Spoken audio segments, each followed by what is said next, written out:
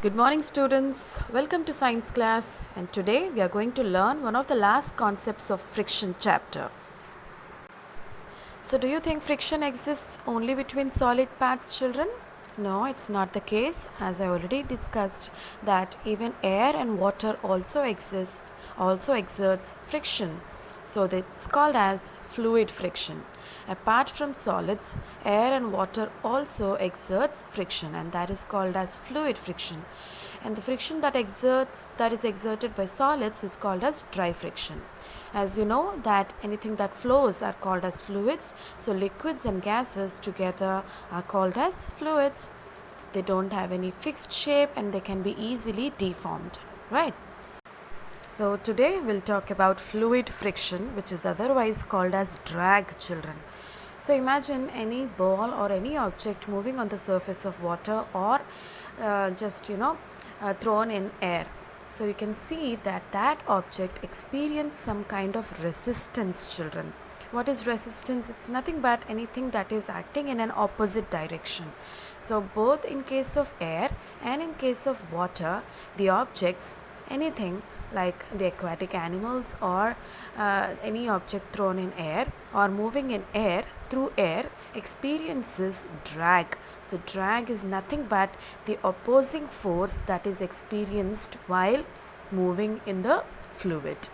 So you can see that this fluid friction, first of all, it depends on the nature of the fluid. Let us consider an example here. Let us consider an object moving from A to B in air and from A to B in water. You can see that the object in the water moves slowly when compared to the object in air. Why do you think this happens? Obviously, because water has got more matter, right, when compared to air. That is, the thickness of the medium is much more in water when compared to air. So this thickness can be it can be defined in terms of viscosity. It is another term actually to describe the thickness of the medium. You can see that the viscosity of the honey is more than the viscosity of water. It is much thicker and stickier, right? So the fluid friction, it depends on the nature of the fluid. So if the thickness is more, the fluid friction will also be more. The second factor is nothing but the speed of the object. This also in turn affects the fluid friction. If the speed is more, the fluid friction also will be more. Imagine a car moving at 100 miles per hour speed.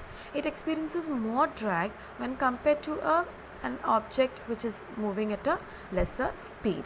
So this is another factor that affects fluid friction.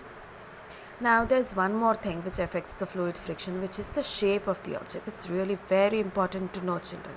Have you ever imagined why the aeroplanes are made in such a shape? You can see that instead of that it could be made into a rectangular box, right? And even the fish also, they have a particular shape. Why have they evolved into this shape? If you see the birds, if you see the ship, all have got something in common, and then that is nothing but the shape of the object. They are made in such a manner to minimize the fluid friction. When they move in water, when they move in air, this causes the friction to be reduced, and it is called as streamlining. It minimizes the fluid friction, children. That is the reason why the cars and the vehicles, the car experiences lesser drag when compared to a bus because of the shape. The bus experiences more drag. So hope you understood the factors that affect fluid friction: nature of the fluid, speed of the object, and shape of the object. Thank you.